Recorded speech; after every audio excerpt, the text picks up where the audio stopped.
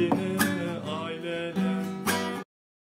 Ailelem, ailelem, ayağını taylelem.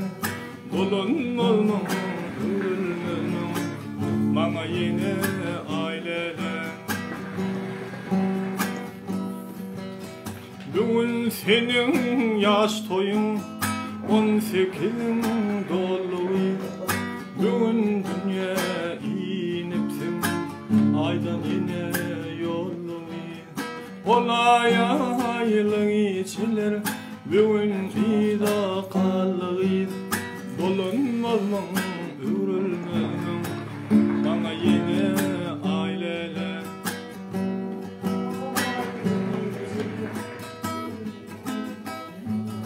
Nereden gel ait versene.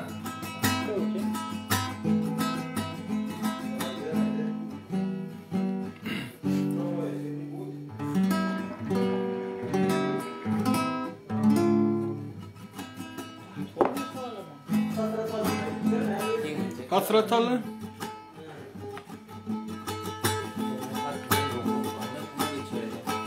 Hasratalı bugün benim taşımı. Neden dedim kadar kurta başımı. Sakla bilmem gözün akan yaşımı. Cemilem. Hasratalı bugün benim taşımı. Neden dedim kadar kurta başımı. Sakla bilmem gözden akan yaşımı. Cemilem. Ay bolan ol. Tutar beni. Nereden gel? Ay çalıp ver, ait ver ha. Ay film tek gelme ötürce. Ötür ha. Ötür.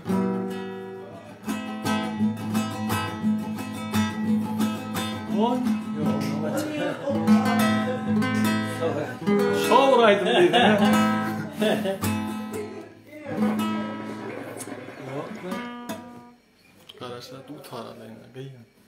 Olmadı ya. Arkadaşlar yarın davranıp gelin dedi. Karışlar yarın davranıp.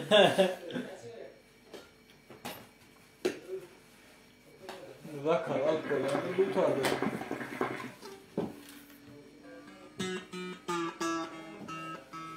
Meyhane için. Haberlerin bizim iller aman mı diyen ayırmak.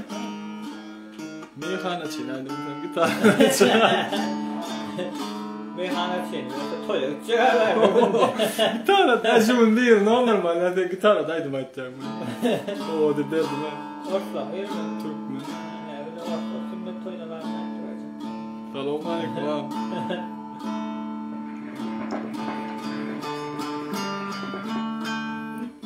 Kaç aydan mı?